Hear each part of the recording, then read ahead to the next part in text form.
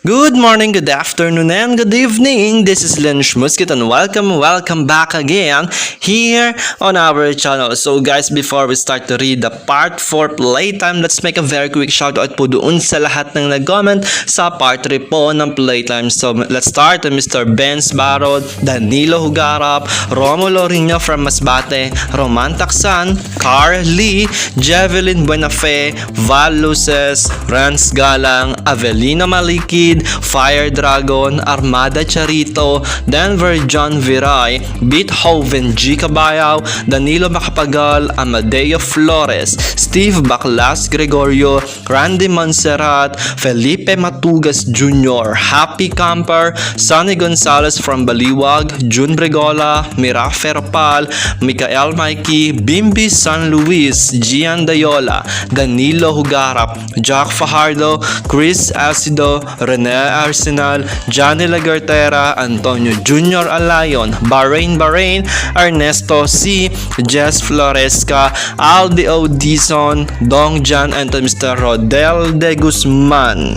Maraming salamat po sa lahat ng suporta po ninyo.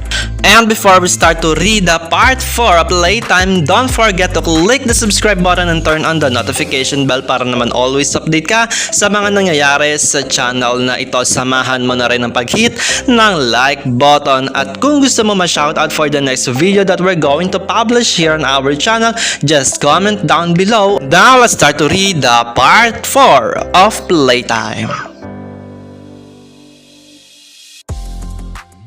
Huwag ka mag-skip ng ads!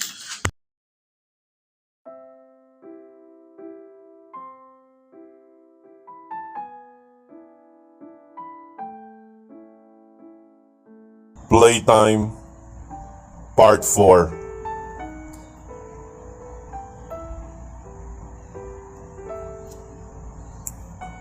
Javier's POV.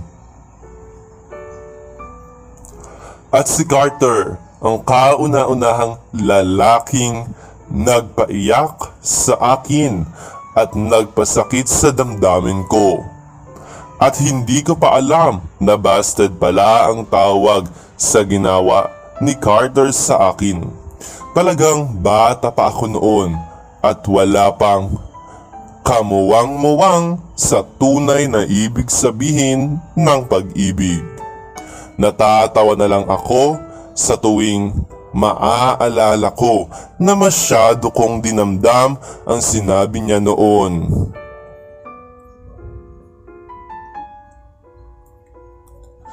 Hindi ko naman sinasadyang tuksohin siya tungkol sa nakaraan namin. Ewan ko ba? Nang muling ang bumalik ang lahat ng alaala ko patungkol kay Carter, ay hindi ko inaasahan ang biglang pagsaya ng pakiramdam ko. Siguro ay dahil nanggaling siya sa pinakamasayang parte ng kabataan ko. Aminado naman ako na isa si Carter sa dahilan kung bakit memorable ang childhood days ko. At makalipas nga ang napakaraming taon ay heto kami at magkaharap. At sa ganitong sitwasyon pa talaga. Sa kabilang banda, mabalik tayo sa kasalukuyang pangyayari.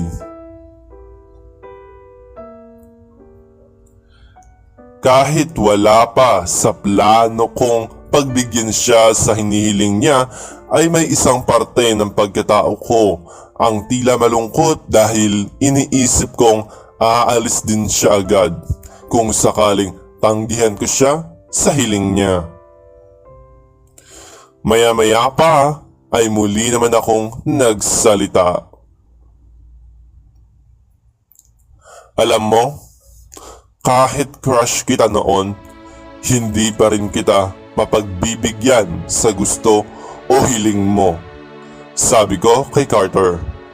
Napansin ko naman na pinaglapit niya ang dalawang palad niya na tila nagdarasal at saka ito nagsalita. Please, sobrang mahalaga ito sa akin. Hindi mo lang alam kung gaano. Nagmamakaawang sabi nito sa akin.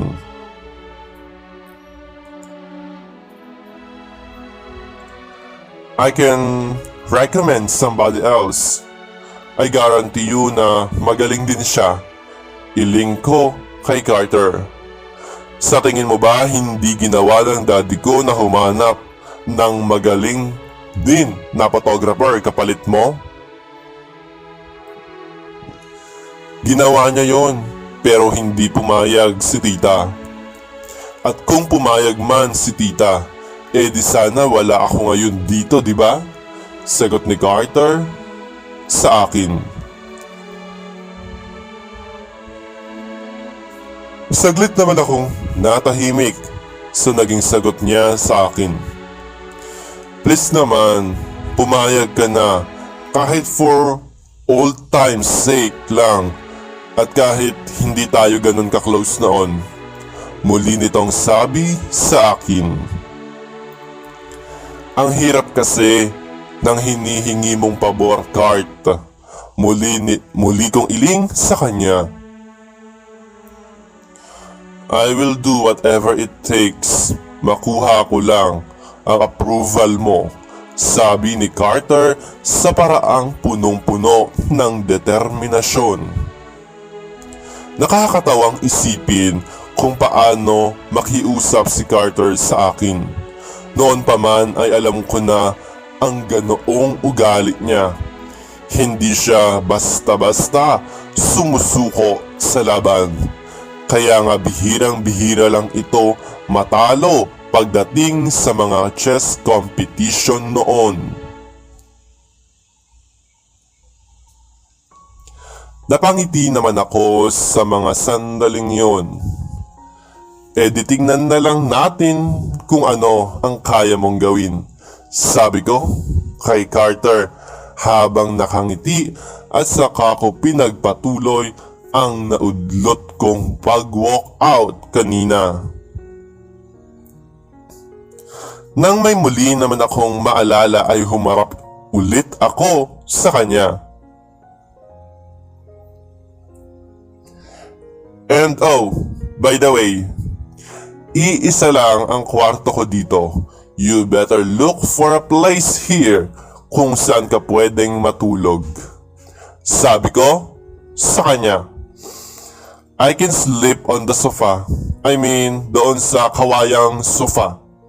Sagot naman ito sa akin.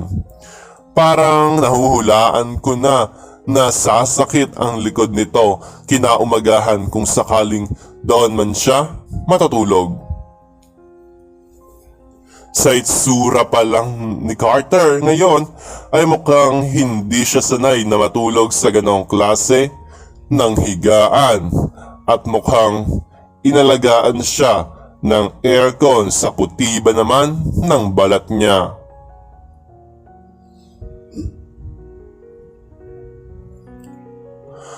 Wala naman akong nagawa kundi ang magkibit balikat na lang at tumalikod muli. At nang makatalikod na ako mula sa kanya at saka ko na pinakawalan ang malaking ngiti ko na kanina ko pa pinipigilan.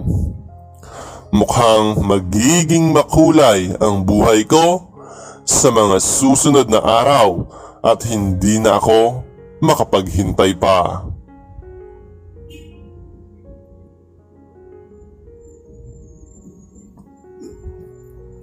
Carter's POV. Napabuga ako ng hangin matapos kong makausap si Javier. Napaupo akong muli sa bangko habang nakabagsak ang dalawang balikat ko. Muli naman akong nagulat dahil sa muling pag-uga ng bangko. At gaya ng inaasahan ko, mahihirapan talaga akong kumbinsihin ang lalaking ito. Wala akong nagawa kundi ang pumalumbaba sa mesa at muling mag-isip. Sa ngayon ay hindi ko alam kung anong klaseng pangungumbinsi ang gagawin ko kay Javier.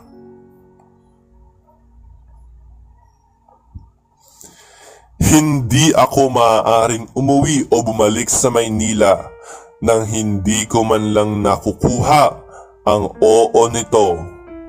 At sa katunayan nga ay may dala na akong kontrata para kung sakaling pumayag na siya ay hindi na siya muling aatras pa.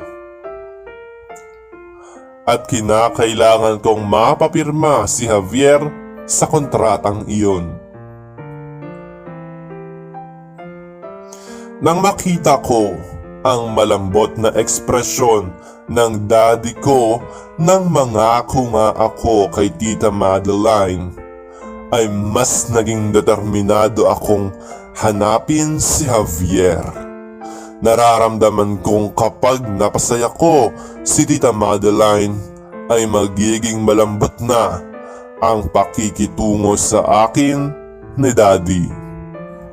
At naniniwala akong maaring mawala na ang tampo nito sa akin dahil sa pagsuway ko noon sa kanya.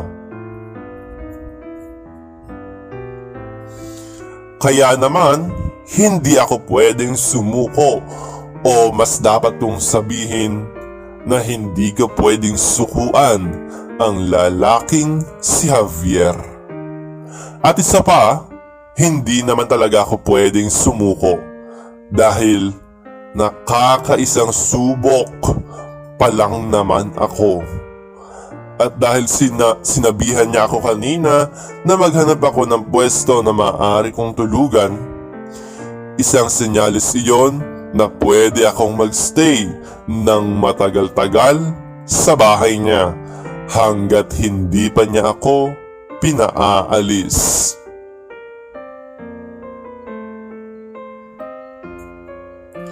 Maya-maya pa ay bigla kong naalala ang sinabi ko kay Javier na sa kawayan ako matutulog. Halos mapangiwi ako sa ala-alang iyon. Ang liit-liit lang ng sofa na yun at malikot pa ako matulog. Paano kung mahulog ako? Hindi man lang niya inoffer ang kwarto niya kahit pakunwari lang.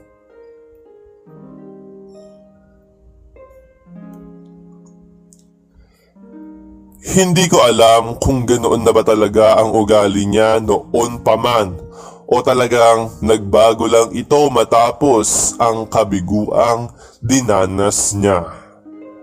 Dahil kung inborn na ang pag-uugali niya, buti na lang ay hindi ko talaga sineryoso ang pagkakaroon ko ng crush sa kanya noon.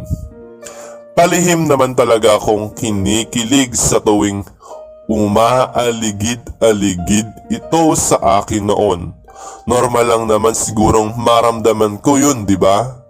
At kahit lalaki ako, marunong naman din naman akong umappreciate ng gwapo nitong mukha kahit papaano.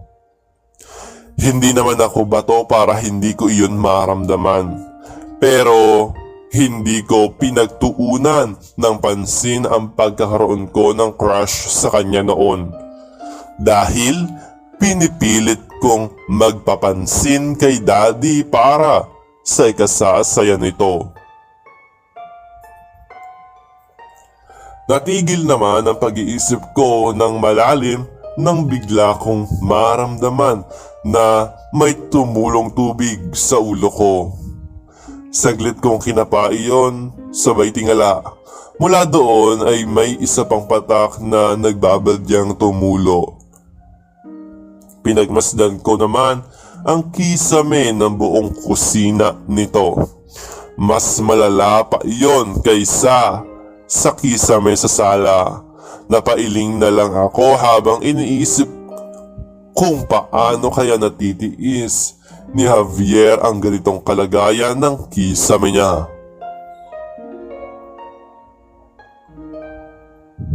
Maya-maya pa ay may isang bagay akong naisip. Mukhang alam ko na kung papaano ko mapapaamo ang lalaking ito. Isang malalim at makahulugang ngiti ang ginawa ko sa mga sandaling yon. Makalipas pa ang ilang sandali pagkatila ng ulan, ay agad akong lumabas ng bahay upang umpisahan ang mga plano ko. Ngunit inabutan na lang ako ng dilim nang walang nangyari. Mukhang kinakailangan kong magtungo sa syudad bukas.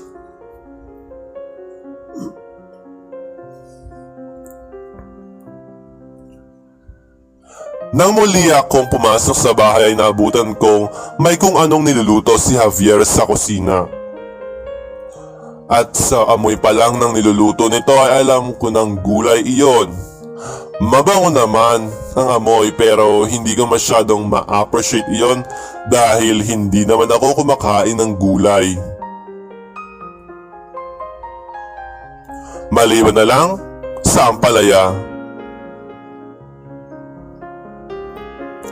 At mukhang wala akong choice ngayon, kundi ang kumain dahil walang ibang ulam sa kusina na pwede kong kainin, kundi gulay lang talaga. Saan ka galing? Biglang tanong sa akin ni Javier na kinagulat ko. Napansin pala nitong nakatayo ako sa pintuan. Nagkibit-balikat naman ako bago sumagot.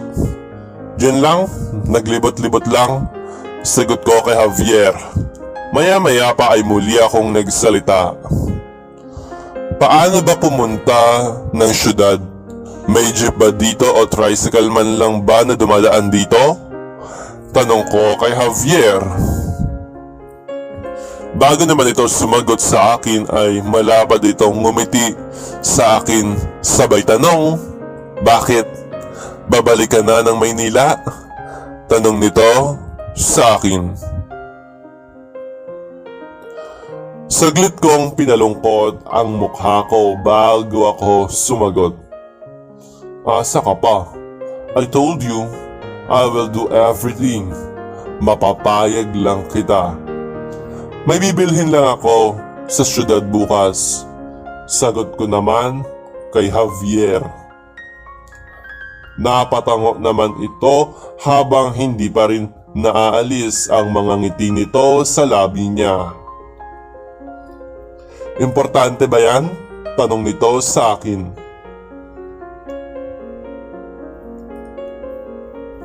Oo maikli kong sagot. Nakausap ko yung kapitbahay kong si Mang Danny kanina.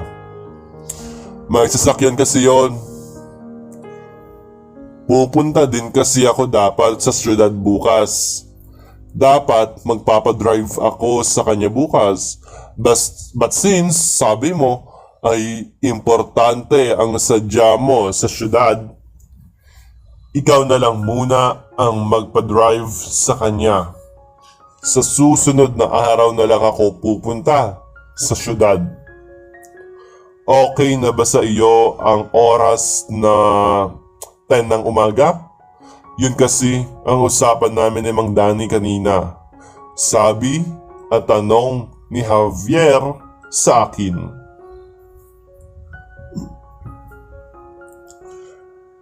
Saglit akong nag-isip bago sumagot. Okay, maikli kong sagot. Ano ba yung niluluto mo? Muli ko namang tanong rito. Binagoong ang mga gulay. Kumakain ka ba nito? Tanong nito sabay muling lingon sa akin. Wala pang isang segundo ay tumango na ako kahit alam ko sa sarili kong hindi iyon totoo. Pero mukhang nahalata yata ni Javier ang pagsasabi ko ng hindi totoo. May halong pagdududa ang tingin nito sa akin. Sigurado ka ha? Iling nito sa akin. Napalunok naman ako bago muling sumagot. Oo nga. Bakit ba marunong ka pa sa akin? Sarkastiko kong sagot sa kanya. Naninigurado lang. At for your information lang, wala akong ibang inuulam dito kundi puro gulay lang. at ang lahat ng inuulam ko ay galing sa gulayan na inaalagaan ko na nasa labas. Sabi nito at sa kanya ako muling pinagmasdan. Tila ay hinihintay nitong bawiin ko ang sinabi ko. Okay lang naman kung puro gulay ang inuulam mo dito. You don't know how much I love the vegetables. Sabi ko sa sarkastikong paraan na sinamahan ko pa ng ngiti.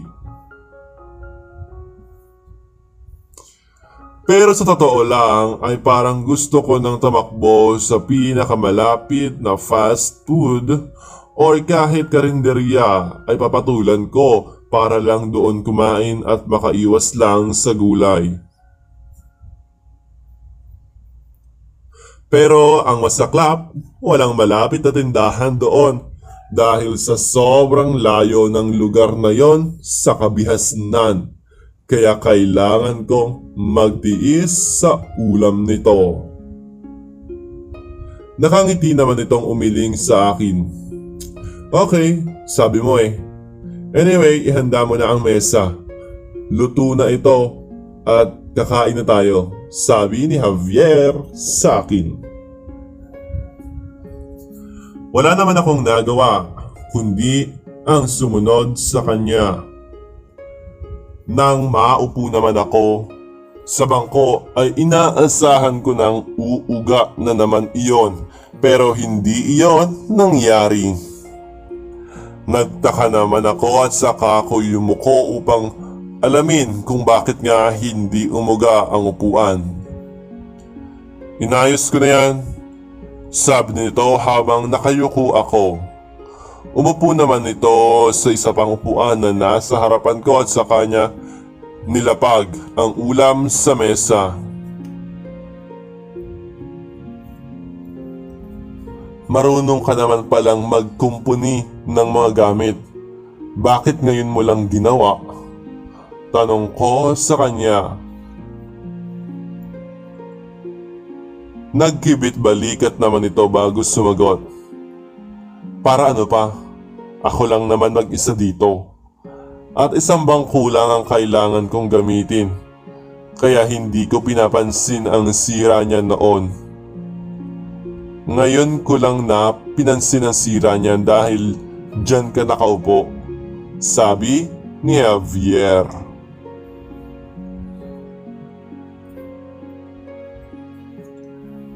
Napangiti naman ako sa mga sandaling yon at saka ako nagsalita. So inaasahan mo nang magtatagal ako dito at tinatanggap mo na ba ako totally dito sa bahay mo? Ikaw na rin ang may sabi na hindi ka titigil, di ba? And I think sa umpisa pa lang ay nilinaw ko na kung ano ang desisyon ko. At hindi na magbabago yon. Kampante akong tumagal ka pa dito sa bahay. Hinding-hindi mo makukuha ang gusto mo. Kaya matira ang matibay cart. And another reason, kaibigan ka ng kapatid ko. Kapag tinrato kita ng hindi maayos, magagalit sa akin yon.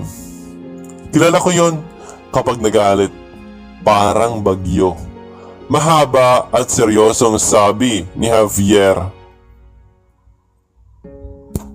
Really? Iling ko habang nakangiti ako sa sarkastikong paraan.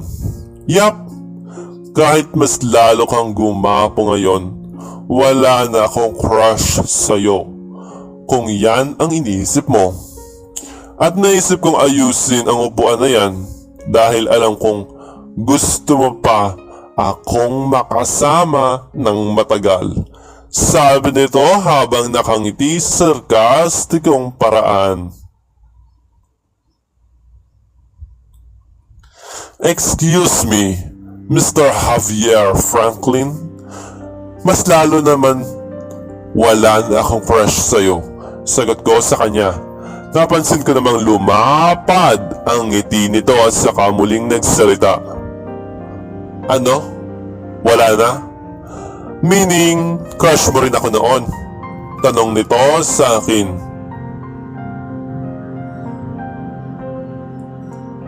Saglit akong natigilan ng mga sandaling yon.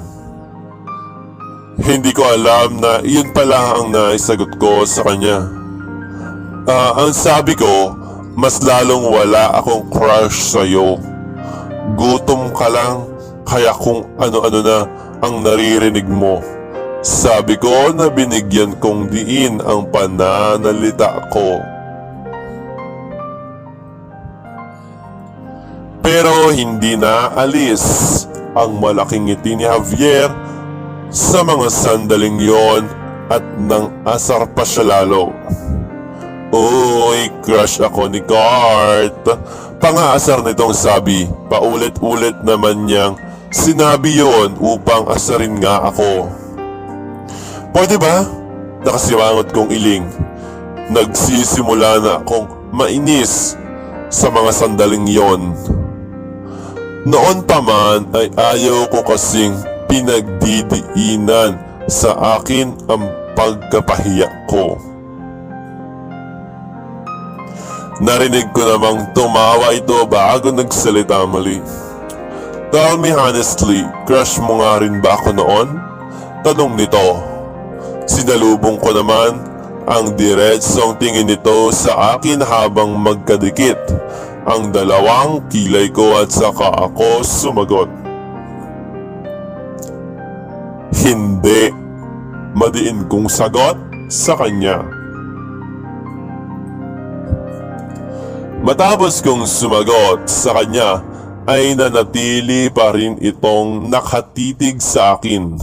At sa totoo lang, abot langit ang self-consciousness na nararamdaman ko sa mga oras na yon.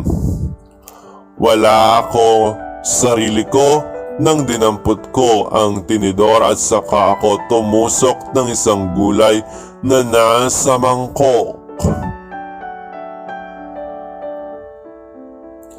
Nang kainin ko nga ang nadampot kong gulay ay agad ko ding nilawa iyon. Dali-dali naman akong uminom ng tubig.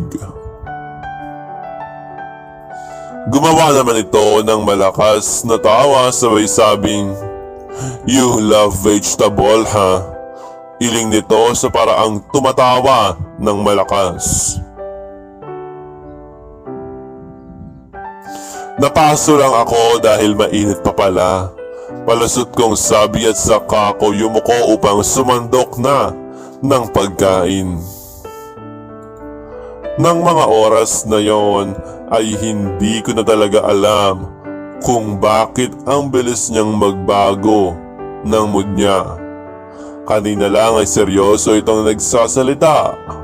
Ngayon naman ay tumatawa siya. Hindi ko talaga maintindihan ang lalaking ito. Lumipas ang mga sandali sa gabing yon. Nang matapos akong maligo ulit, ay agad akong nagtungo sa sala upang ayusin na nga ang higaan kong gawa sa kawayan. At wala naman akong magagawa, kundi ang doon nga matulog. Nang makarating naman ako sa sala ay naabutan ko si Javier na nakatuntong sa isang bangko at tila ay sinusukat nito ang kisame gamit ang hawak nitong metro.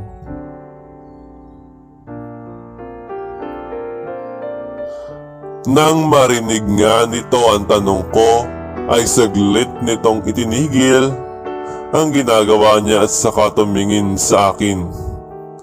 Napansin kong tumingin din ito sa mga daladala ko sa mga oras na yon. Ngumiti naman ako sa nahihiyang paraan bago ako nagsalita. Pasensya ka na kung kumuha na ako ng unan at kumot doon sa kwarto mo. Nakabukas naman din kasi yung pintuan ng kwarto mo. Matutulog na din kasi ako kaya hindi ko na hinintay na mag-offer ka. At 2 unan nga din pala yung kinuha ko. Hindi kasi ako sanay na walang yakap na unan. Pero may 2 ka pa namang unan doon. Mahabang sabi ko kay Javier.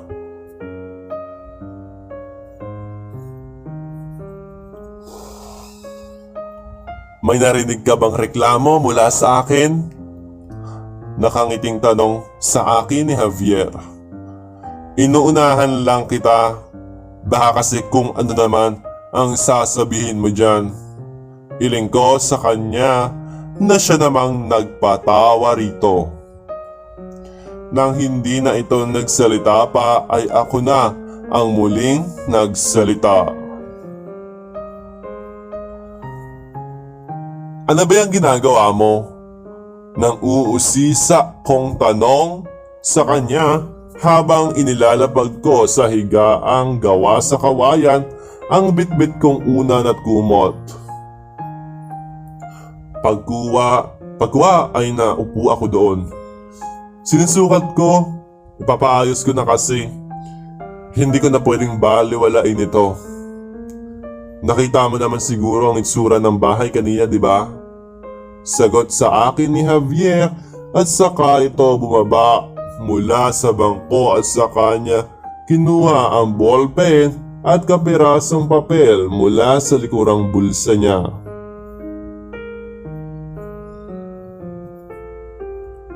Matapos niya magsulat ay hinila naman niya ang upuan patungo sa ibang direksyon.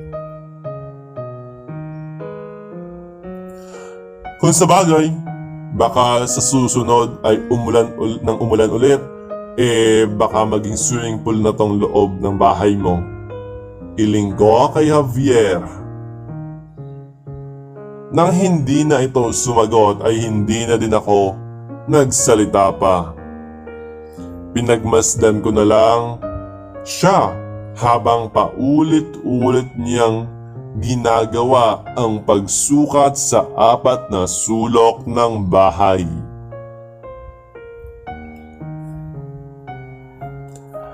Pero maya-maya pa ay hindi na din ako nakatiis pa kaya muli akong nagsalita. Alam na alam mo talaga ang ginagawa mo ha.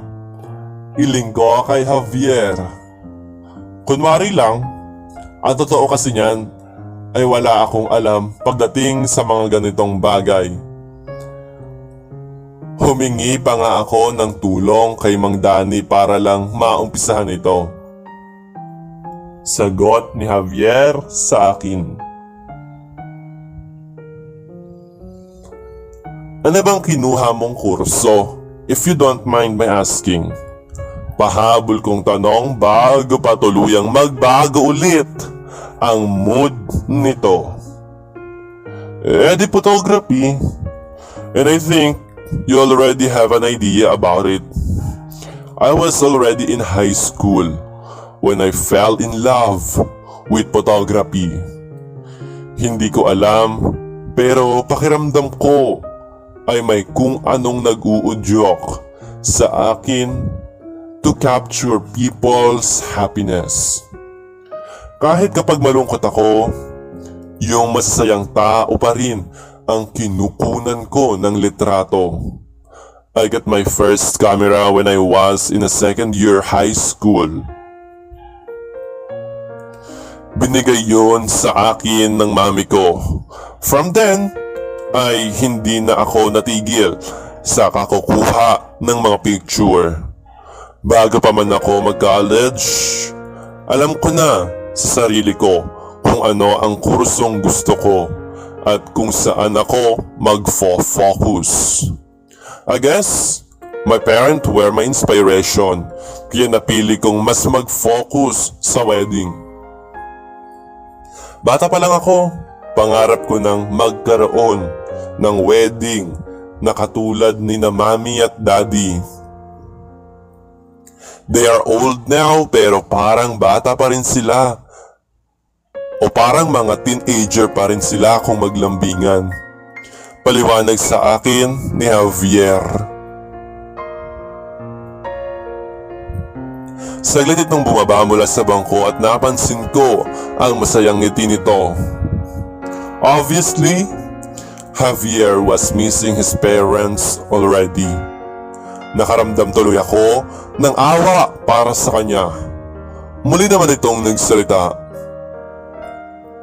So I work hard and receive praises for my work. Dumami ang mga clients ko dahil sa referrals. Nakarating ako sa iba't ibang lugar for covering other people's wedding and witnessing their happiness. I love doing it. Then in one of the wedding I covered, I met mahabang sabi ni Javier na agad din niyang pinutol at hindi na pinagpatuloy pa. Naghihintay ako sa mga susunod niyang sasabihin. Pero hindi na talaga ito pinagpatuloy ang salaysay niya. Humarap naman ito sa akin at saka siya muling nagsalita. Umakyat ka na doon sa kwarto ko. Sabi nito na siyang pinagtaka ko. Ha? Nagtataka kong iling. Itutuloy.